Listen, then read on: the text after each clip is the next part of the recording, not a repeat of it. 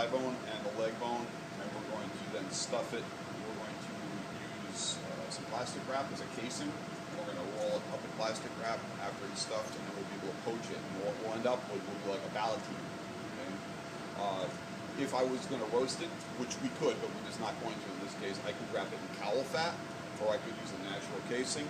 So there's a lot of things that could be done with this. This particular application calls for poaching.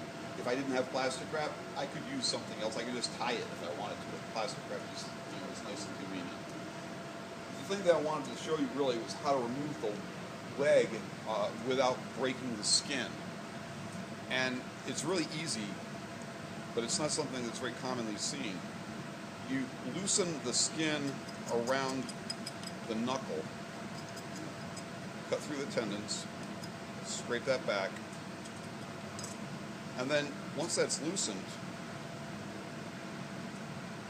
grab the thigh bone, grab the leg bone at the knuckle, and just pull to dislocate, and then twist and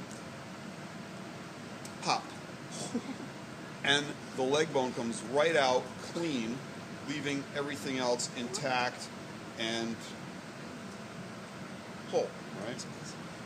Now, the thigh, unfortunately, is not as easy to remove, so you do have to get in there with the tip of your boning knife and cut around the bone, and then, of course, you've got the socket remaining from the leg bone, so you have to cut around that and scrape it away.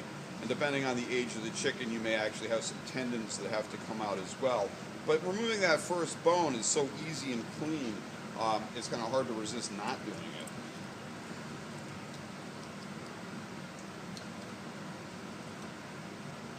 So there we've removed the leg and the thigh bone. We've got a clean, boneless thigh and leg. We could stuff this with anything. Today we're going to use a rice mixture, but you could use a force meat of any kind or a duxelle, depending on what style of cooking you're doing. And then we're going to wrap it up into a ballotine, and we're going to poach it. Okay? Just like you might like to see that. That's it.